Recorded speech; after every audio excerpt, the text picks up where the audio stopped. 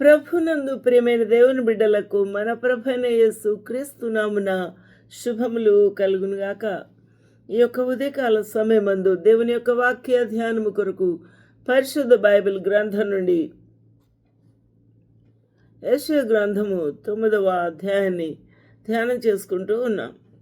జీవజల ఓటలు by doctor Swapna online ministries నుంచి వెలువడుతున్న ఈ యొక్క వాక్య ధ్యానము మన జీవితములకు ప్రభు ఆశీర్వాదకరంగా ఉంచునుగాక. ఆమె ఈ యొక్క అద్భుతమైన ఆశ్చర్యమైన దేవుని యొక్క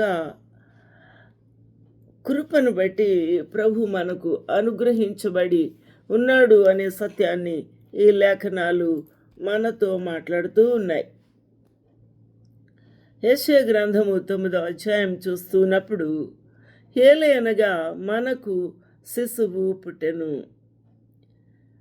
ఆ యేసు క్రీస్తు ప్రభు శిశువుగా జన్మించుట, ఎందువల్ల ఆయన ఈ యొక్క శిశువుగా జన్మించుటకు కారణము ఆయను అనే అంశాన్ని మనం అర్థం చేసుకున్నప్పుడు, ఆయన పిల్లలు అనగా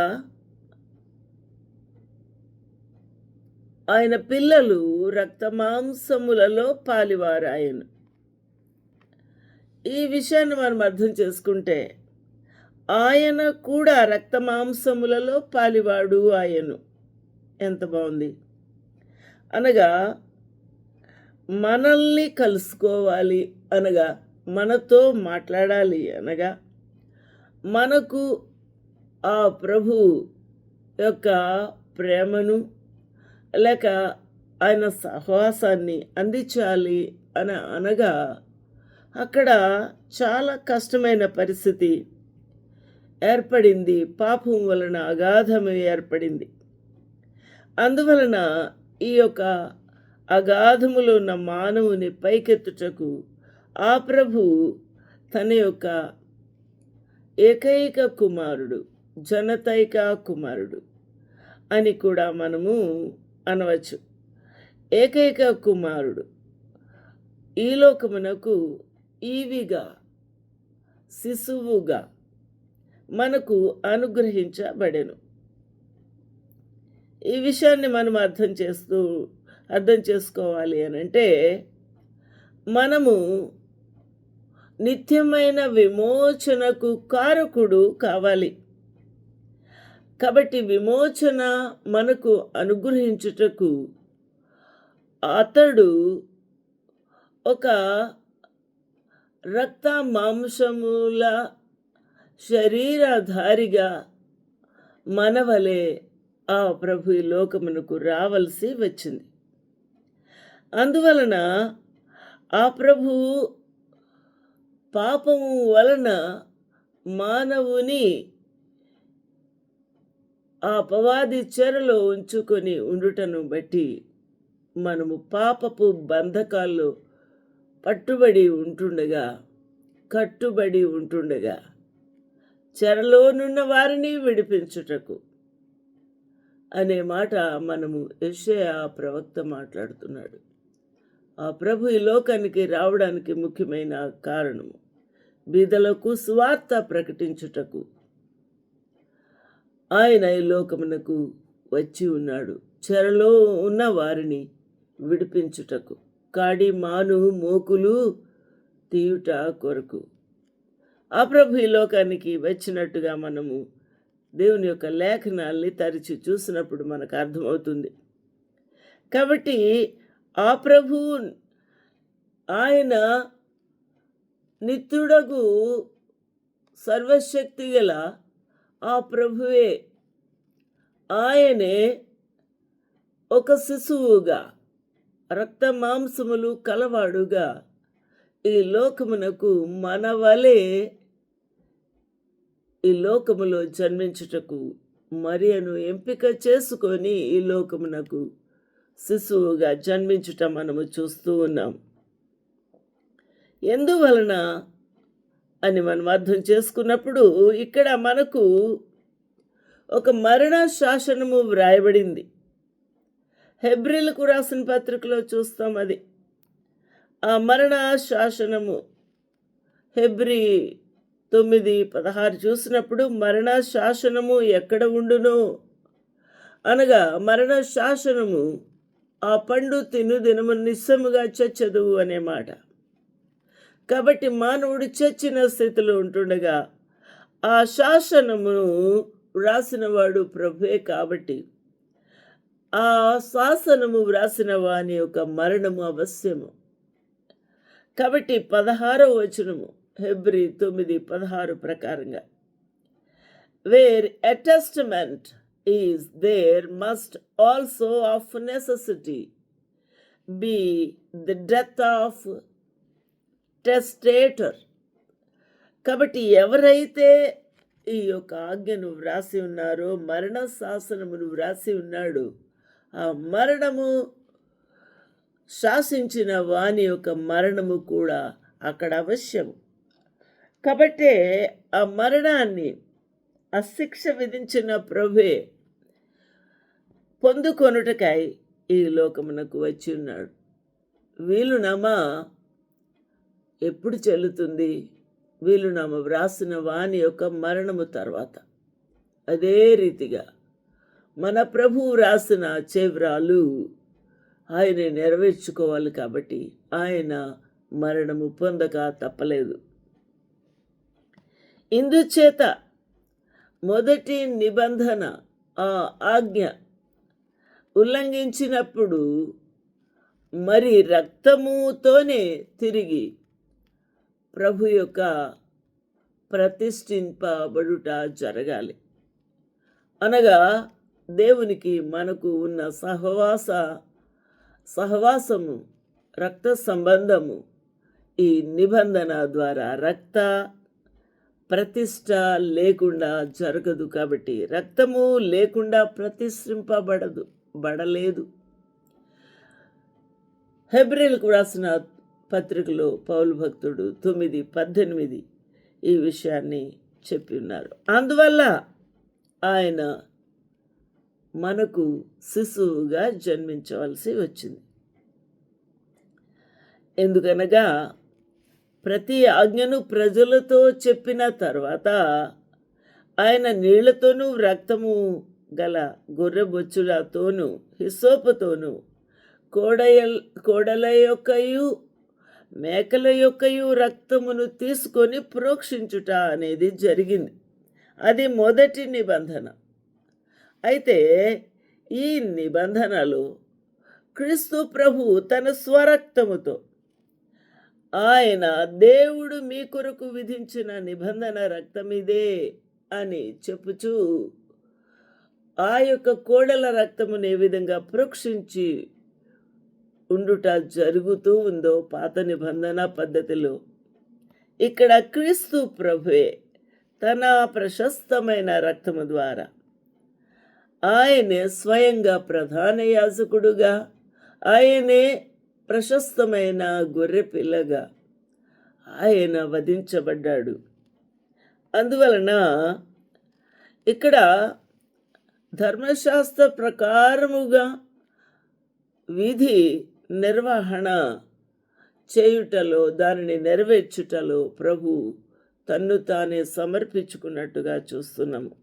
ఎందుకనగా హెబ్రీలకు రాసిన పత్రిక 9:22 ప్రకారము రక్తము చిందించకుండా పాపక్షమాపణ కలుగదు. అందువల్ల all things are purged and without blood it cannot be purged. Pure. Without shedding of blood there is no remission of sin. అందువల్ల ఆ ప్రభు యొక్క రక్తమునకే ఆ శక్తి ఉంది. కాబట్టి ఆ ప్రభువే తన రక్తాన్ని ఆ సిలువపై చిందించుటకు ఆయన శిశువుగా జన్మించవలసి వచ్చింది. హల్లెలూయా, దేవునికి మహిమ కలుగునుగాక. కాబట్టి ఇక్కడ చాలా ప్రాముఖ్యమైన విషయం ఏమనగా, మట్టి శరీరముతో ఉన్న ఈ మానవుడు ఒక్క మారే మృతి చెందాలి. అనగా శరీరమునకు ఒకటే మృతి. కానీ ఈ నియమమును హెబ్రీలు రాసిన పత్రికలో మరొకసారి మనం చూడవచ్చు. 27:9-27 మనుషులు ఒక్కమారే మృతి పొందవలనని నియమించబడెను, ఆ తర్వాత తీర్పు జరుగును. కాబట్టి ఈ యొక్క తీర్పు జరగబోతూ ఉన్న పరిస్థితుల్లో ఆయనే మన పక్షంగా న్యాయవాదిగా ఆ ప్రభు నిలబడబోతూ ఉన్నాడు. మరియు ఆ ప్రభువే న్యాయాధిపతిగా కూడా ఆయన గర్జించు సింహము వలె వచ్చి సర్వలోకమును దునుమాడి ఆయన ధవళ సింహాసనములో కూర్చుండి గొర్రెలను మేకలను వేరు చేయుటకాయ ఆ ప్రభు ఈ యొక్క శిశువుగా జన్మించవలసి వచ్చింది. కాబట్టి క్రీస్తు ప్రభు ఏ విధంగా ఈ లోకములో మన కొరకు శిశువు పుట్టెను, మనకు కుమారుడు అనుగ్రహింపబడెను. కుమారుడు ఒక తండ్రికి ఒక తల్లికే పుడతారు. అప్పుడు ఆ కన్న తండ్రి నా కొడుకు అని చెప్తాడు. కానీ ఇక్కడ మనకు కుమారుడు అనుగ్రహింపబడెను.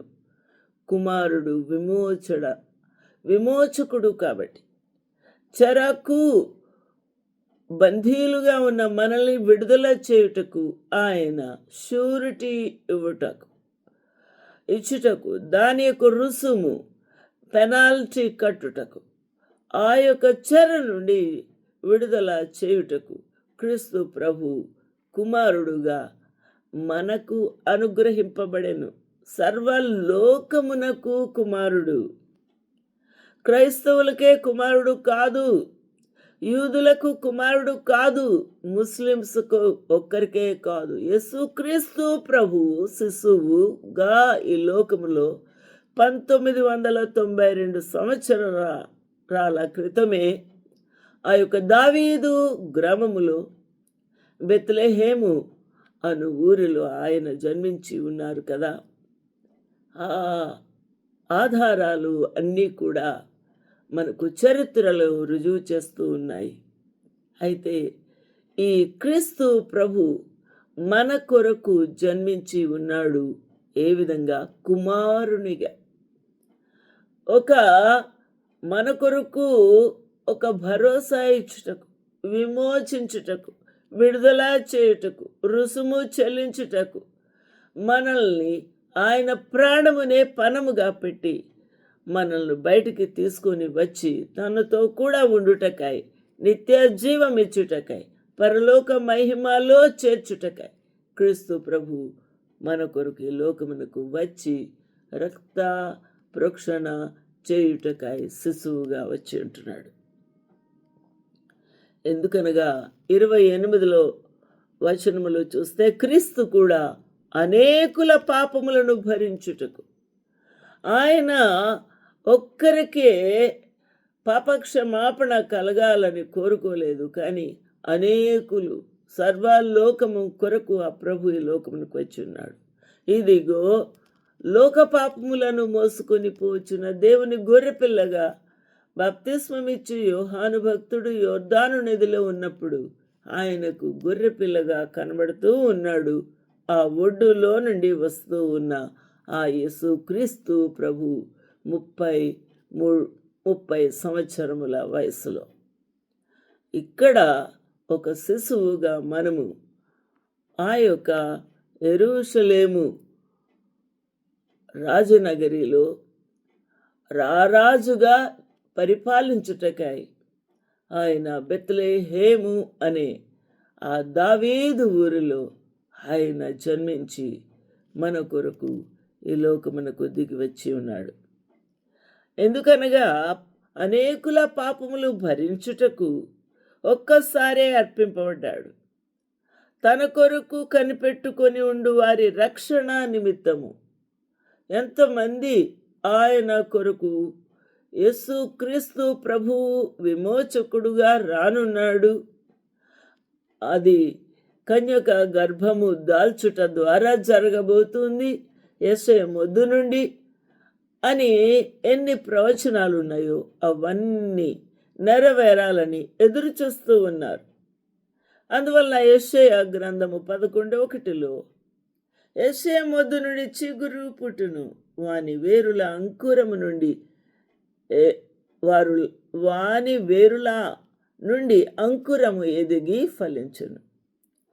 There shall come forth a rod out of stem of Jesse. Jesse అనగా దావీదు యొక్క తండ్రి. ఇక్కడ and branch shall grow out of his roots. ఆ బ్రాంచే యేసు క్రీస్తు ప్రభు. అంకురము ఎదిగి ఫలించింది. ఆ శిశువు ఏ విధంగా ఉండబోతూ ఉన్నాడు, ఆయన ఏ విధమైన గుణలక్షణములు కలిగి ఉంటాడు అనే విషయాలు ఇక్కడ యెషయా 11:2 కూడా విశదీకరించి ఉన్నాడు ప్రవక్త.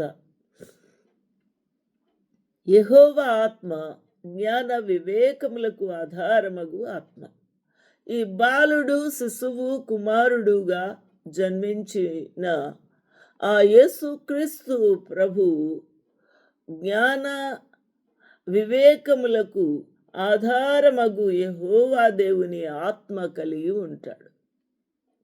అనగా ఇప్పుడు నేను మాట్లాడుతూ ఉన్నాను, నా పేరు స్వప్న.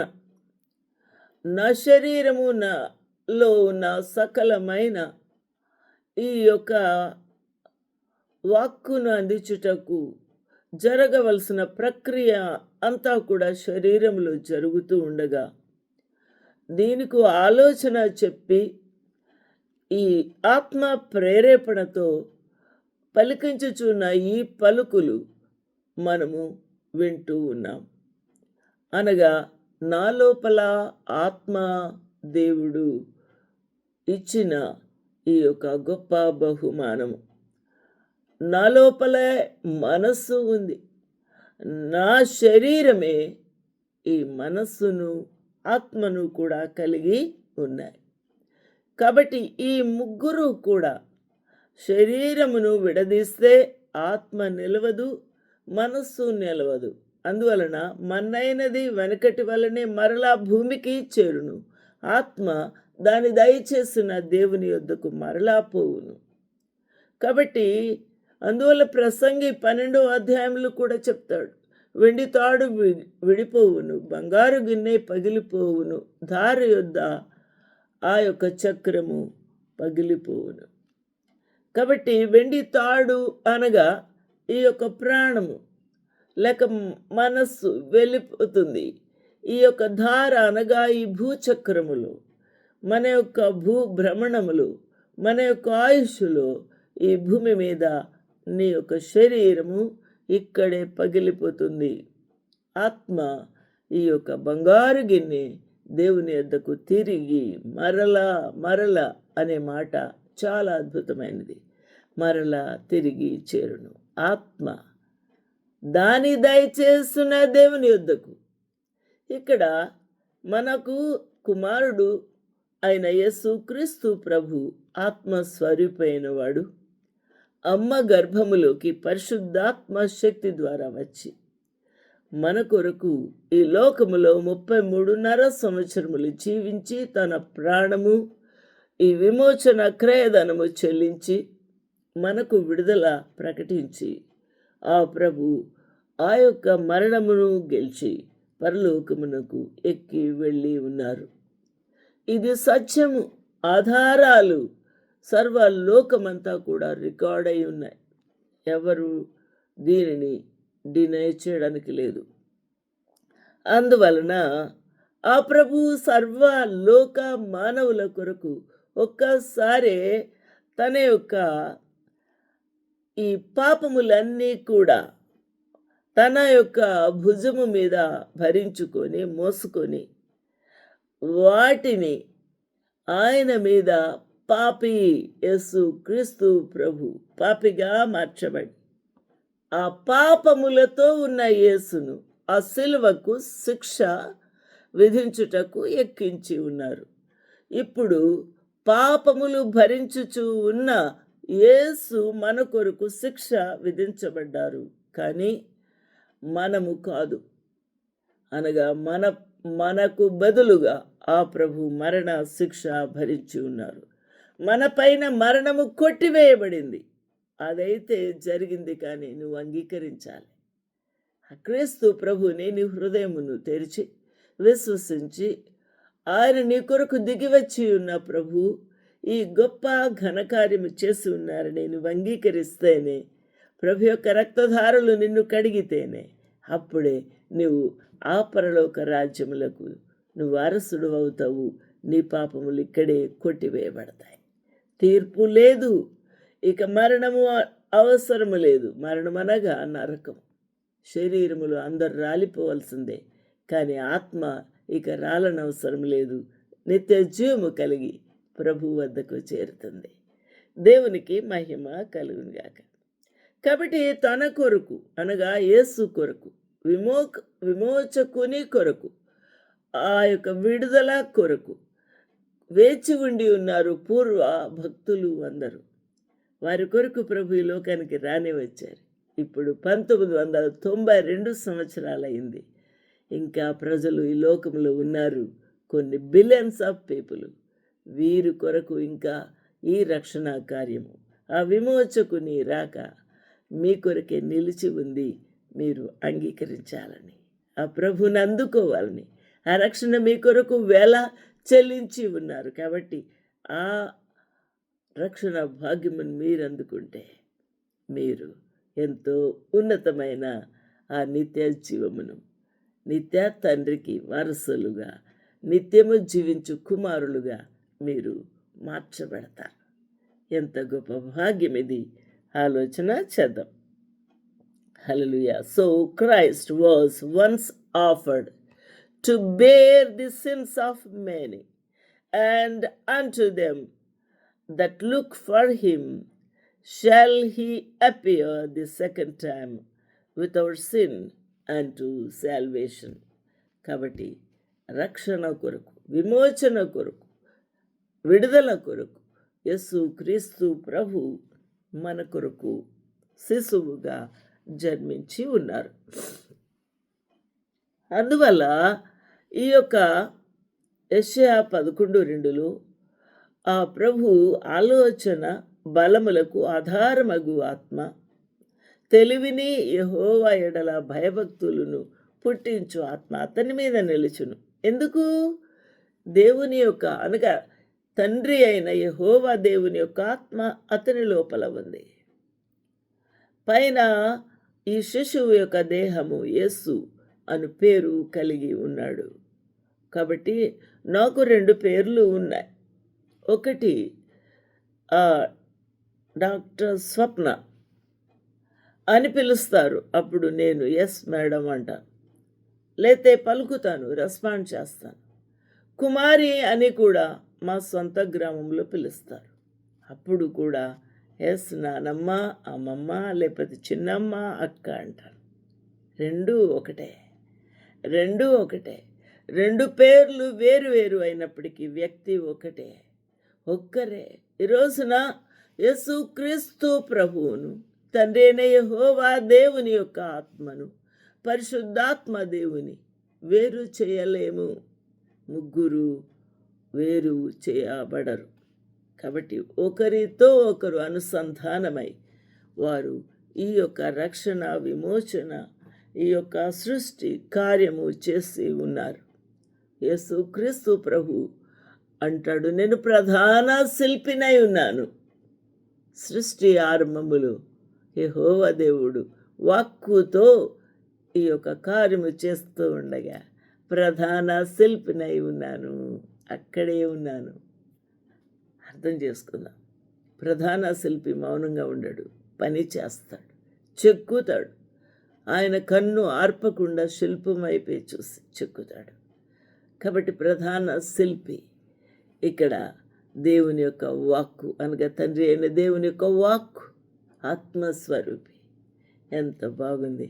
కాబట్టి నా ప్రియమైన వారలారా, ఈ ప్రభువుని మనము ఒక్క దేవునిగా ఏకైక పని కొరకు సిద్ధపడిన వారుగా మనకు కనబడుతూ ఉన్నారు.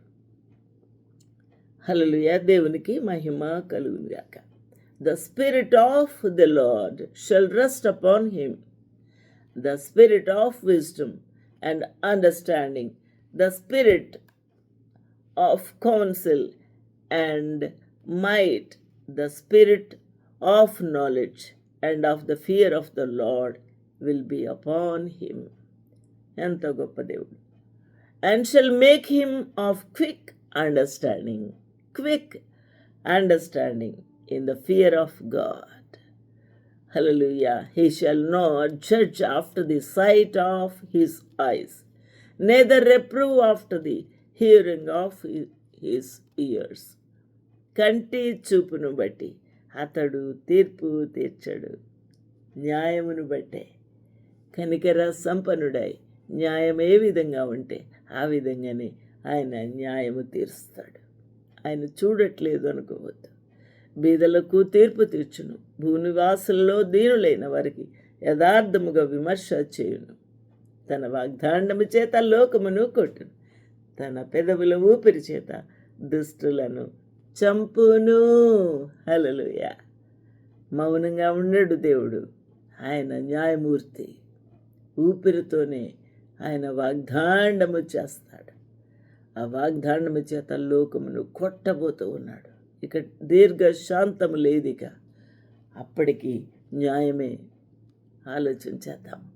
ఎవరైతే భూమి మీద దీనులై ఉన్నారు, ఎవరైతే బీదలుగా ఉంటున్నారో వారి ఎడల ఆయన యథార్థముగా ఉండు వారికి న్యాయము చేసే దేవుడు అయి ఉన్నాడు. హల్లెలూయా. అటు దేవునికి మహిమ ఘనత ప్రభావములు కలుగును కాక. అటు దేవుని మనకు ఇవిగా బహుమానంగా ఇచ్చి ఉన్నారు. ఎవరైనా బహుమానమును ఇచ్చినప్పుడు తిరస్కరిస్తారా?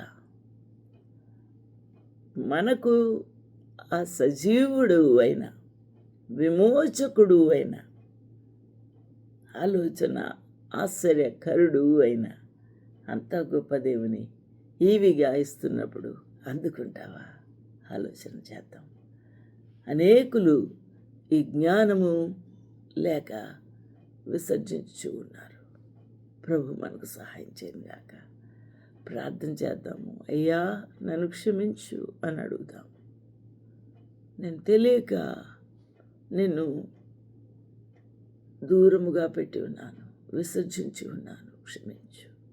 నా కొరకు దిగు వచ్చిన శిశువా, నా కొరకు దిగు వచ్చిన కుమారుడా, నా కొరకు దిగు వచ్చిన విమోచకుడా, నా కొరకు దిగి వచ్చిన యేసుక్రీస్తు ప్రభు నా రక్షక, నీకు స్తోత్రములు. నన్ను క్షమించి నీతో కూడా నిత్య జీవము నాకు ఇచ్చి నీతో కూడా నన్ను నిలబెట్టుమని యేసుక్రీస్తు ప్రభు నామమును బట్టి అడుగుచున్నాను తండ్రి.